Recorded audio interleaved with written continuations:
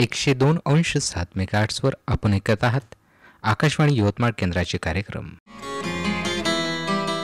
प्रसारित करीत आहोत शेतकरी बंधू आणि भगिनींचा कार्यक्रम किसान वाणी. किसान वाणी. किसान वाणी बहर कृषी तंत्रज्ञानाचा. कार्यक्रमात आपलं स्वागत आणि सुमेध मुंगलेचा सप्रेम नमस्कार.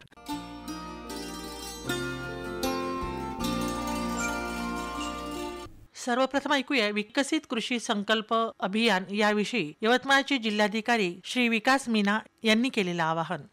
आपण आज 29 तारखेला पूर्ण जिल्ह्यामध्ये 4 रथांचा आज शुभारंभ करत आहोत. त्यामध्ये प्रत्येक गावामध्ये आपले हे रथ जाणार आहे. त्यांच्यासोबत कृषी अधिकारी आणि आपल्या कृषी वैज्ञानिक आहे ज्यांना जे चांगलं काम केलेलं आहे त्याच्या संदर्भात प्रसिद्धी आणि ते नवीन आपल्या कृषी क्षेत्रामध्ये जे ज्ञान आहे त्याच्या संदर्भात माहिती ते आपल्याला देणार आहेत. आपल्या जिल्ह्याचे हे 4 रथ आहे ते टोटल जवळपास 200 गावांमध्ये व्हिजिट करणार आहे आणि हे कार्यक्रमची सुरुवात ते विकसित कृषी संकल्प अभियान आहे त्याची सुरुवात आज रोजी आपण करत आहोत आणि ते 12 जूनपर्यंत चालणार आहे. यामध्ये आपले वेगवेगळे आपले कृषी डिपार्टमेंटचे जितके बी यंत्रणा आहेत जसा आपलं पंजाबराव देशमुख कृषी विद्यापीठ आहे, त्यासोबत आपल्या भारतीय कृषी अनुसंधान परिषद आहे, कृषी डिपार्टमेंट आहे, KVK सेंटर्स आहे, आत्माचे आपला कृषी विभाग आत्मा आहे आणि त्याच्यासोबत action for food production Afro यांची मदतीनं आपण हे कार्यक्रम घेत आहोत. यामध्ये जितकी बी माहिती भेटणार आहे ते वैज्ञानिक मार्फत पूर्ण रिसर्च करून ते आपल्यापर्यंत पोहोचत आहेत. तो त्याचा जास्तीत जास्त लाभ घ्यावा. त्याचा आपल्या जे खरीप पूर्ण आपले जे तयारी आहे त्यामध्ये त्याचा उपयोग करावा आणि आपल्या खरीपमध्ये त्याच्या ज्ञानाचा उपयोग करून तुम्ही चांगली समृद्धी आणावी अशी मी सगळ्यांना विनंती सोबत आवाहन करतोय. धन्यवाद. कार्यक्रमामध्ये यानंतर ऐकूया मुलाखत विकसित कृषी संकल्प अभियान याविषयी डॉक्टर प्रमोद यादगीरवार वरिष्ठ कीटकशास्त्रज्ञ यांची सुमेध मुंगले यांनी घेतलेली मुलाखत. शेतकरी बंधू आणि भगिनींनो, शेतकऱ्यांच्या जीवनामध्ये समृद्धी निर्माण करण्यासाठी विकसित कृषी संकल्प अभियानाची सुरुवात केंद्रीय कृषी मंत्री माननीय श्री शिवराजसिंग चौहान आणि देशाचे पंतप्रधान माननीय श्री नरेंद्रजी मोदी यांच्या नेतृत्वाखाली होत आहे. तर या विकसित कृषी संकल्प अभियानाच्या संदर्भात माहिती देण्यासाठी आज आपल्या स्टुडिओमध्ये आलेले आहेत डॉक्टर प्रमोद यादगीरवार सर. चला तर जाणून घेऊया या विकसित कृषी संकल्प अभियान या अभियानासंदर्भातील माहिती. नमस्कार सर. नमस्कार सर. विकसित कृषी संकल्प अभियान म्हणजे नेमकं काय आहे याबद्दल काय सांगाल? तर छान संकल्प आहे. हा एक संकल्प आहे जे सरकारने केंद्र सरकारने घेतलेलं शेतकऱ्यांसाठी, शेतकऱ्यांसोबत शेतकऱ्यांनी मिळून शेतकऱ्यांच्या फायद्यासाठी घेतलेला हा एक संकल्प आहे. यामध्ये केंद्रीय सरकारी स्तरावर आणि देशातील तमाम जिल्ह्यामध्ये म्हणजे 700 अधिक जिल्हे असतील तिथे आणि 65,000च्या वर खेड्यांमध्ये शास्त्रज्ञांना संपर्क करायला लावून त्यामध्ये लॅब टू लँड प्रयोगशाळा ते शेतावरील बांधा यातील दरी कमी करण्याचं हे एक संकल्प आहे. यामध्ये काय होणार आहे, जवळजवळ म्हणजे 2170 टीम देशस्तरावर केलेले आहेत आणि प्रत्येक जिल्ह्यामध्ये असे टीम आहेत. असं आपल्या यवतमाळ जिल्ह्यातही अशी टीम आहेत. हे टीम गावं वाटप करून घेऊन त्या सरळ शेतकऱ्यांच्या बांधावर गावामध्ये जाऊन त्यांच्याशी संपर्क करून त्यांचे अडचणी जाणून घेणार आहेत किंवा त्यांच्याकडनं ज्यांना अडचणी येत आहेत ते सुद्धा ऐकून घेणार आहेत आणि त्यावर ज्या तोडगा निघतील सहजतेने याच्यावर सुद्धा चर्चा होणार आहेत. अतिशय सुंदर असा संकल्प आहे जे माननीय पंतप्रधान महोदय आणि केंद्रीय कृषी मंत्री श्रीमान शिवराजसिंग चौहान यांनी जे आत्ताच याच्याविषयी जाहीर केलेले आहेत. तर हे कधीपासून सुरू होणार आहेत? मुख्य म्हणजे योग्य वेळी सुरू होणार आहेत. साधारणतः सर्वात महत्त्वाची बाब शेतीमध्ये तर तो एक कालावधी असतो आणि विशेष म्हणजे पेरणीची कालावधी हे सर्वात जास्त महत्त्वाचं आहे. म्हणून आपल्याकडे किंवा आपल्या भारत देशामध्ये पेरणी साधारणतः जूनच्या पहिल्या आठवड्यापासून तर जूनच्या तिसऱ्या आठवड्यापर्यंत आपल्याकडील भागात तरी हे चांगलं मानले जाते. तर याच दरम्यान हे जे संकल्प म्हणजे अभियान, विकसित कृषी संकल्प अभियान म्हणजे संपर्क करण्याचा जो संकल्प आहे हे म्हणजे 29 मेपासून तर 12 जूनपर्यंत हे 15 दिवसासाठी वार बेसवर राहणार आहेत. म्हणजे याचा अर्थ असा नाही आहे की हे दिवस झाल्यानंतर कधी संपर्क करायचं नाही असं नाही आहे, परंतु ज्या युद्ध पातळीवर या दिवसामध्ये आपल्याला हे संकल्प करायचे आहेत. तर या दरम्यान काय होणार आहे की शेतकऱ्यांच्या ज्या ज्या समस्या आहेत किंवा त्यांच्या चर्चेतून जे शास्त्रज्ञांच्या लक्षात येणार आहेत, जसं 100% लोक आपल्या जमिनीनुरूप योग्य ते बियाणे खरेदी करत नाही किंवा काही शेतकऱ्यांना बियाणे विकत घेताना जे शेतकरी सांगतात की ते विकणाऱ्यांना कळत नाही नेमकं काय पाहिजे, किंवा जे विकणारे असतात ते काय शेतकऱ्यांना विकायचं आहेत हेही लक्षात नाही राहत. तर अशा वेळेला बरेचदा ते आपल्या जमिनीनुरूप काय पेरायला पाहिजे, कसं लागवड करायला पाहिजे त्या सर्व आलं. मग बीज प्रक्रिया कशी करायची, लागवडीची पद्धत कशी असेल, जमिनीचा प्रकार कसा असेल, जमिनीला ते कोणत्या दिशेने पेरायचं, जमिनीला उताराच्या आडव्या दिशेने पेरलं तर काय फायदा होईल, ह्या सर्व गोष्टीमध्ये आणि विशेष म्हणजे जिथे काय पाहिजे आहे त्या पद्धतीचं ते वाण देण्याची गरज आहे. बरेचदा एक वाण एक गाव हे सुद्धा कामी होतं, बरेचदा एक पीक एक गाव असं सुद्धा होतं आहे.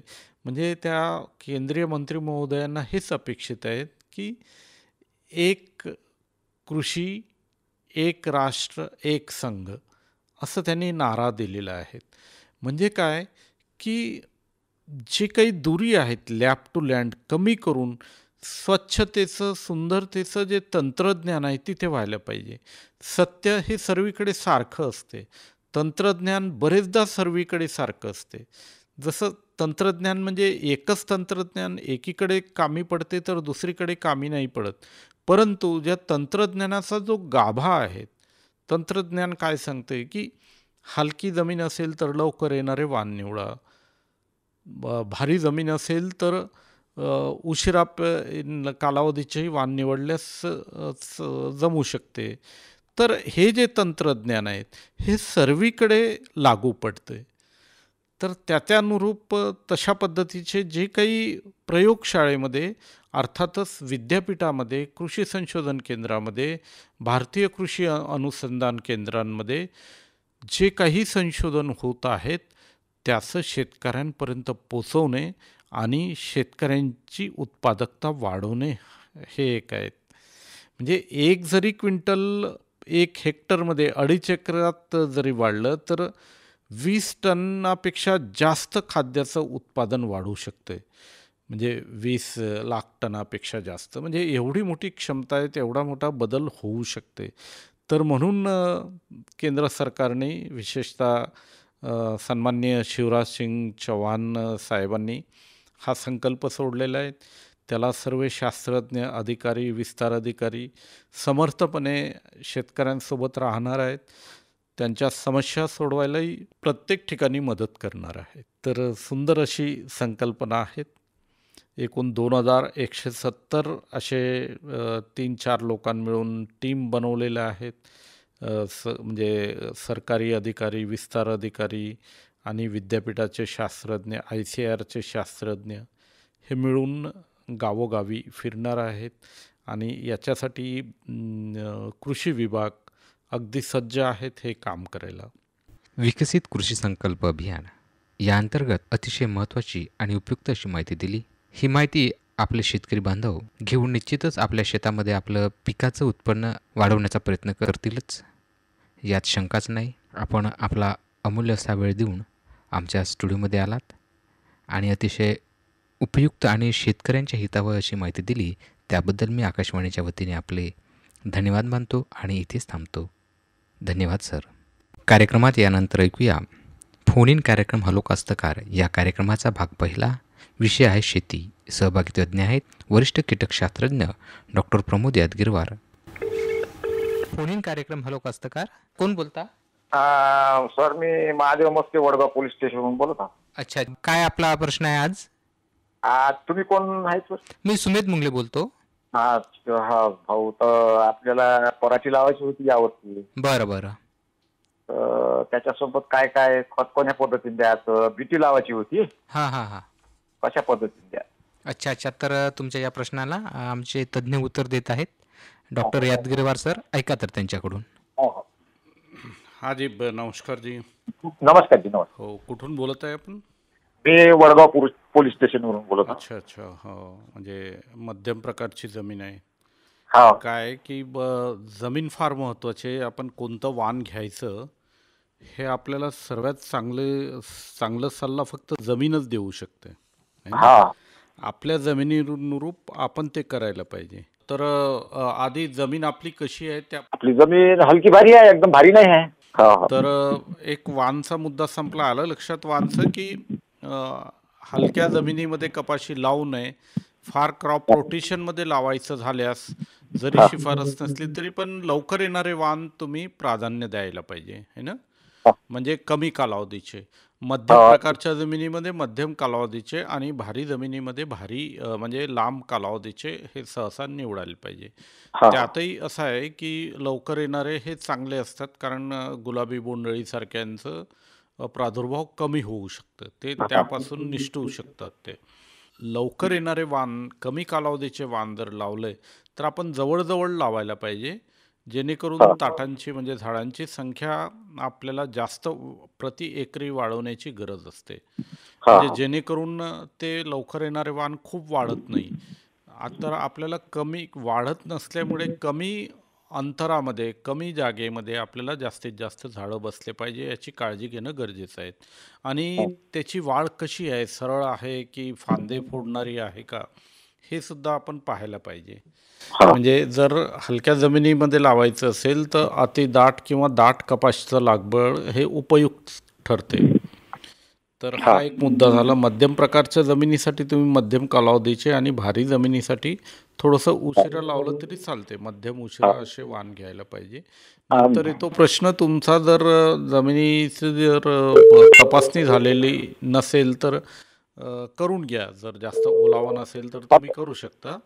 त्या पद्धतीने ऐकून घ्या ना, त्या जमिनीच्या तपासणीनुसार आपल्याला खत व्यवस्थापन करण्याची गरज आहे. साधारणतः आम्ही जे सांगतो पिकानुरूप खतं सांगतोय, पण कसं आहे की खत हे जमिनीसाठी आवश्यक आहे. जमिनीच्या ताकदीनुरूप खताचं व्यवस्थापन होणं हे चांगलं मानलं जात असते, ना की पिकानुरूप आम्ही जे ढोबळमानाने सांगतो ते आपल्यासाठी लागू असेलच असं नाहीये. आलं लक्षात? तर तुम्ही आपली जमीन कशी आहे, त्याची ताकद किती आहे हे प्रयोगशाळेतून तपासल्यास अधिक चांगलं सोयीचं होईल. बरोबर. हा, आणि त्यासोबतच सेंद्रिय खतांचा सुद्धा वापर करणं अतिशय गरजेचं आहे. मग सेंद्रिय याच्यामध्ये आपलं शेणखत आलंय, गांडूळ खत आलंय, कंपोस्टिंग आलंय, पालापाचोळाही त्यात तुम्ही कुजवू शकता किंवा कापलेलं गवतही त्यात टाकू शकता. या साधारण जून, जुलै, ऑगस्ट पर्यंत चांगल्या पद्धतीने लवकरच मुरून जातात ते. तर त्याचाही आपल्याला फायदा होतोच आहे. आणि खत आहेत जर तुम्ही लवकर येणारे आणि हे वाण लावल्यास साधारणतः एकरी 40 किलो नत्र हे पुरेसं आहे आणि 20 किलो स्फुरद, 20 किलो पालाश, हे एकरची गोष्ट करतोय मी. हे जास्तीत जास्त प्रमाणात मी सांगतोय.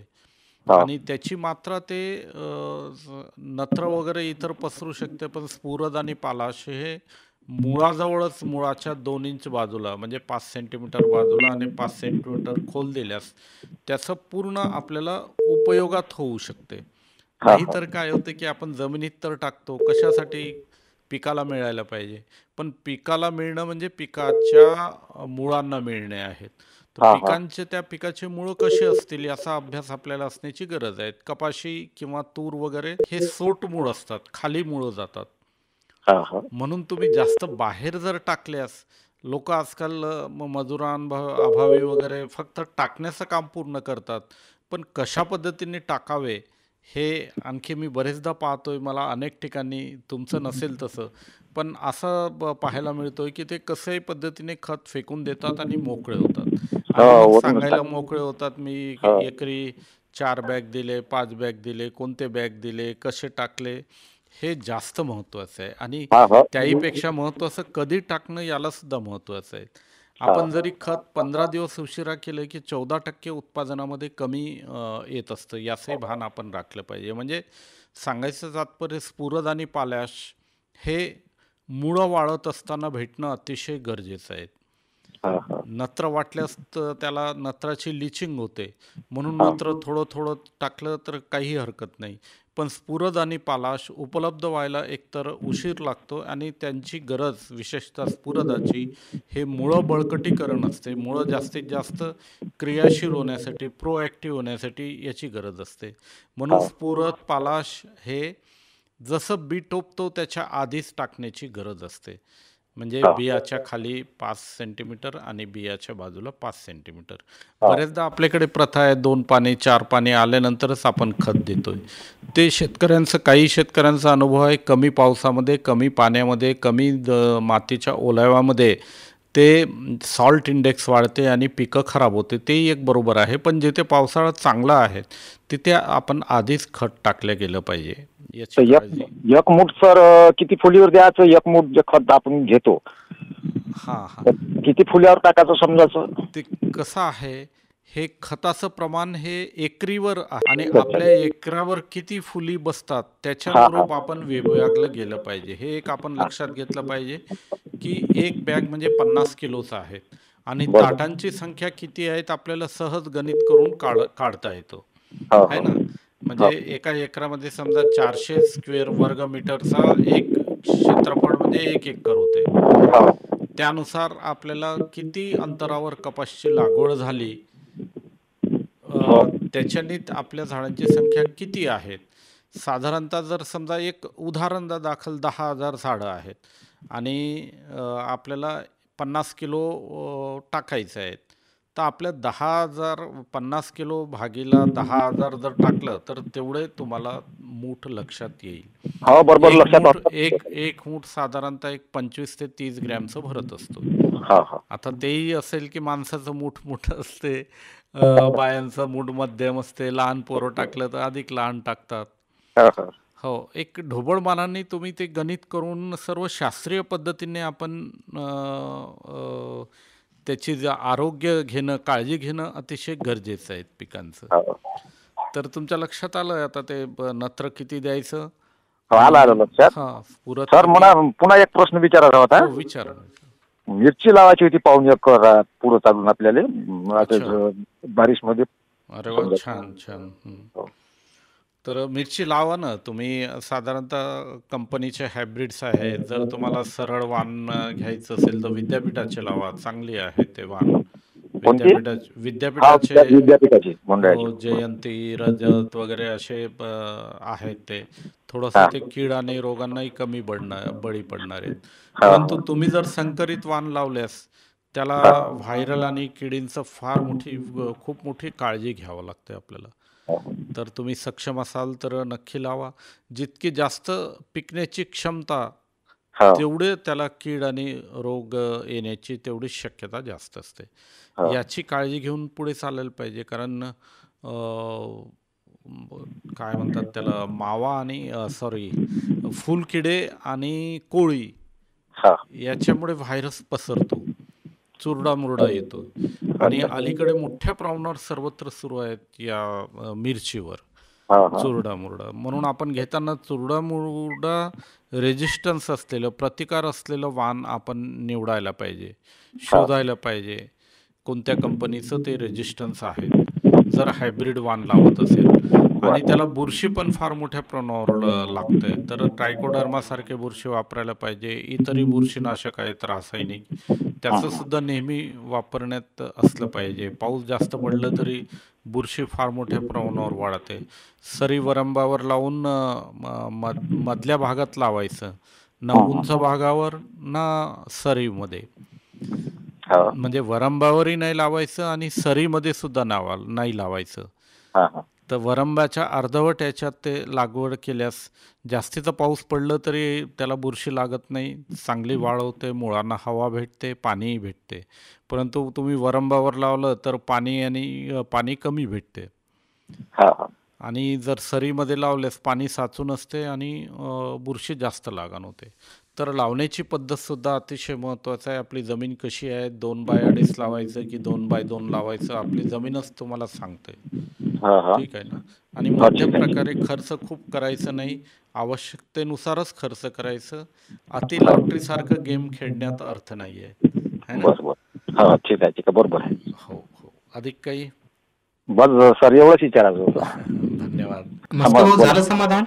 हो झालं समाधान. आकाशवाणीमध्ये फोन केल्याबद्दल धन्यवाद. धन्यवाद. फोन इन कार्यक्रम हॅलो कास्तकार. हॅलो कास्तकार, कोण बोलता आपण? मी वडगाववरून बोलतो, राहुल वानखेडे. राहुल वानखेडेजी, आज शेती हा विषय आहे. काय प्रश्न आहे आपला? प्रश्न आहे तुरीबद्दल. तुरीबद्दल आहे. हा, हा. दरवर्षी तूर लावतो शेतात, बरं. पण ते मर येते त्याच्यावर उभवून जातात तुरी. अच्छा अच्छा तर त्याच्यासाठी मग ह्या वर्षी कोणतं वाण वापरायचं? अच्छा अच्छा तुरीचं कोणतं वाण वापरायचं? हो, बीज प्रक्रिया करायची कशी आणि पाण्याचं व्यवस्थापन, हं, खताचं वगैरे. बरं बरं. तर तुमच्या या प्रश्नांना आमचे तज्ज्ञ उत्तर देत आहे, ऐका तर त्यांच्याकडून. हा, राहुल वानखेडेजी नमस्कार. नमस्कार. मी डॉक्टर प्रमोद यादगीरवर बोलतोय. हा. तूर हे अतिशय संवेदनशील पीक आहेत. हं. कशासाठी? या विशेषतः बुरशीजन्य आणि काही किडींसाठी. किडीनंतर येतात. तर आपण वाण आणि लागवड पद्धतीवर याच्यावर जोर देण्याची गरज आहे. जर काही अशी बुरशी आहेत जे मर बुरशी आहेत, ती जमिनीतच असते. त्या पर्टिक्युलर तिचा प्रसार जास्त जमिनीद्वारेच होत असते. तर संपूर्ण जमीन तर आपण विषयुक्त नाही करू शकत. मग त्याच्याऐवजी आपण बीज प्रक्रियेद्वारे चांगल्या पद्धतीने व्यवस्थापन करू शकतो. आणि दुसरी गोष्ट, जे बुरशीला अनुकूल असं वातावरण असते त्याला आपण प्रतिकूल कसं करता येते, है ना. म्हणजे पिकांना अनुकूल आणि रोगांना प्रतिकूल. हा. मग ते कसं करायचं? तर सरी वरंब्यावर जर आपण लागवड केल्यास पाणी साचण्याचं प्रमाण, ओलाव्याचं प्रमाण कमी होते. हा. चांगली जमीन कशाला म्हणतात? की जिथे 50% माती आणि 30% ओलावा आणि 20 ते 25% हवा, अशी जमीन असेल तर मुळांद्वारे अन्नद्रव्याची उचल चांगली होते आणि तिथे बुरशीचं प्रमाण जास्त राहत नाही. जशी ओलावा वाढतो जमिनीमध्ये, मग बुरशीचं प्रमाण आणि इतर कृमींचं प्रमाण वाढते, है की नाही. जे वर्म्स आहेत, सूत्रकृमी आहेत, नेमॅटोड्स वगैरे आहेत, ते त्याचे प्रमाणही वाढतात. आणि जमिनीतील ज्या किडीचं आहेत ते सुद्धा जास्त सक्रिय होतात. उधळी असेल, हुमणी असेल, कारण ओलावा आणि कीड रोग यांचा फार घनिष्ठ आणि मित्रत्व संबंध आहेत. म्हणजे एक साधं उदाहरण, की उन्हाळ्यातील डासं आणि पावसाळ्यातील डासं, स्पेसीज म्हणजे एकाच वर्गातील, एकाच कुळातील डासांची कुळ तर अनेक आहेत, पण आपण एकाच कुळातील सुद्धा डासं जर पाहिल्यास तर उन्हाळ्यातील डासं आकाराने आणि सर्व याच्यांनी कमी असतात. तेच तुम्ही पावसाळ्यातील त्याच कुळातील डासं हे मोठे असतात. मला हे सांगायचं आहे की ओलावा वाढलं की किडींची संख्या आणि इतर जीवजंतूंची क्रियाशीलता हे खूप झपाट्याने वाढते. तोपर्यंत वाटल्यास ते निद्रावस्थेत असतील, त्यांची सक्रियता कमी असते. म्हणून आपल्याला पीक लागवड करताना हे सरी वरंबा हे एक उत्तम आहेत. म्हणजे उंचावर लावायचं, पूर्ण उंचावरही नाही आणि पूर्ण सरीमध्येही नाही, मधल्या याच्यामध्ये टोबन केल्यास हे अतिशय चांगलं असते. का चांगलं असते? आता तुमच्या लक्षात आलं असेल की ओलाव्याचं आणि हवेचं प्रमाण आपल्याला व्यवस्थित मेंटेन करण्यासाठी. वरंबावर लावल्यास ते ओलावा कमी मिळतो, सरीमध्ये लावल्यास ओलावा खूप मिळतो आणि त्या हवा कमी मिळते. म्हणजे पिकासाठी योग्य नाही आणि पिकांमध्ये म्हणजे जमिनीमध्ये राहणाऱ्या जीवजंतूंसाठी एकदम चांगलं होऊन जाते. म्हणून आपल्याला तूरसुद्धा जर सरी वरंब्यावर लावून मधल्या याच्यामध्ये टोबन करायचं. मग वाण कोणतं निवडायचं? जे मर रोगाला, उधळी रोगाला प्रतिबंधक आहेत असे वाण निवडायचे. ते आहेत समजा BDN 16 वगैरे, BSMRE काही प्रमाणात आहेत, PDKV तारासुद्धा काही प्रमाणात या मर रोग BDN 716 लावत असतो आपण. हां यस, BDN 716 एक चांगली आहे. मी 16 म्हटलं चुकून, पण 716 716 एक चांगली आहे ना. तर ती जर मरत असेल तर इतर सर्व तर जास्तच मरतात मग.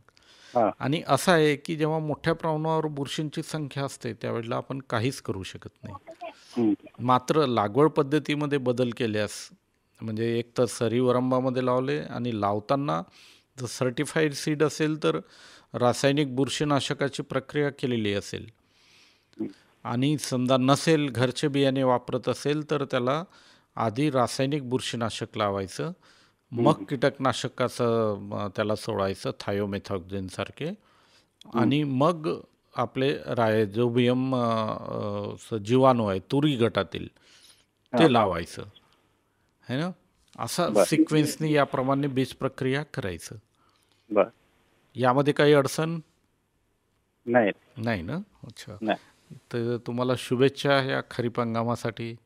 आणि तुरीचं पीक एक महत्त्वाचं पीक आहे, अलीकडे कॅश क्रॉप म्हणून होऊ घातलेलं आहे.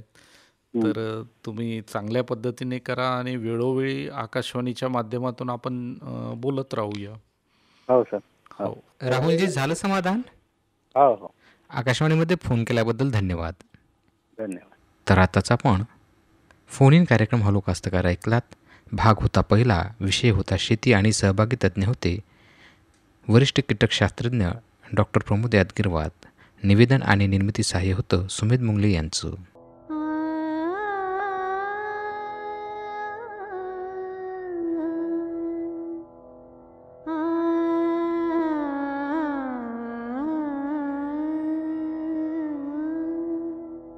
कार्यक्रमात यानंतर ऐकूया दैनंदिन बाजारभाव.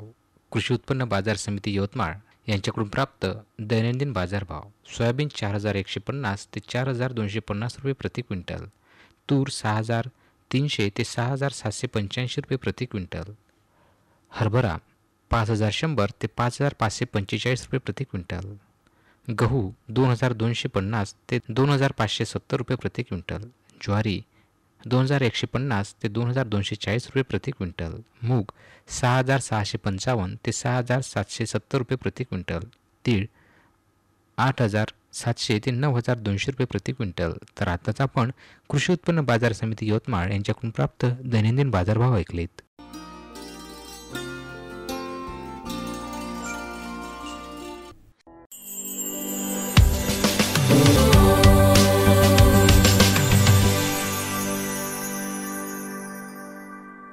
शेतकरी बंधू आणि भगिनींनो, यानंतर कार्यक्रमात ऐकूया शेतकऱ्यांच्या जीवनामध्ये समृद्धी निर्माण करण्यासाठी विकसित कृषी संकल्प अभियानाची सुरुवात केंद्रीय कृषी मंत्री माननीय श्री शिवराज सिंग चौहान यांनी शेतकऱ्यांना दिलेला संदेश ऐकूया. ही विशेष मोहीम शेतकऱ्यांच्या जीवनात समृद्धी आणेल. पंतप्रधान नरेंद्र मोदी यांच्या सक्षम नेतृत्वाखाली भारतीय शेती समृद्धीकडे वाटचाल करीत आहे. त्याचे दूरदर्शी विचार इतर देशांमध्ये अन्नधान्य निर्यात करून भारताचा अभिमान वाढत आहे आणि प्रयोगशाळेत उत्पादित होणारा वेळ शेतात पोहोचला पाहिजे.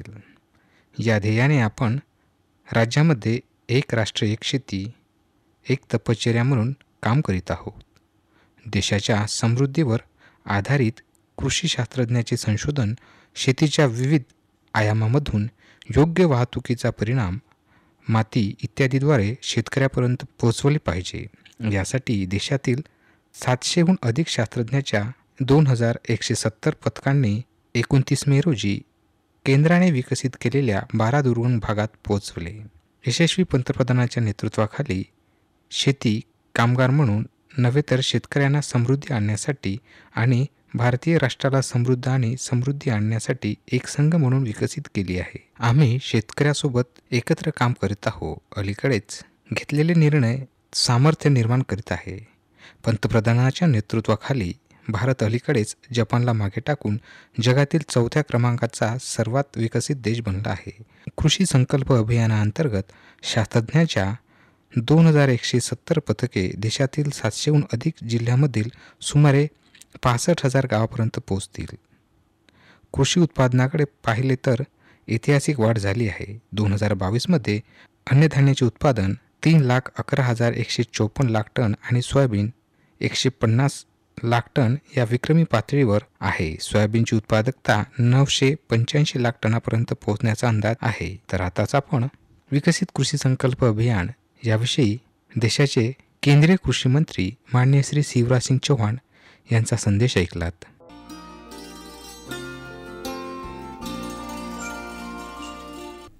मंडळी, आता किसान वाणी या आपल्या कार्यक्रमाची वेळ झालेली आहे. तर सुमेध मुंगले घेतो आपली रजा. नमस्कार.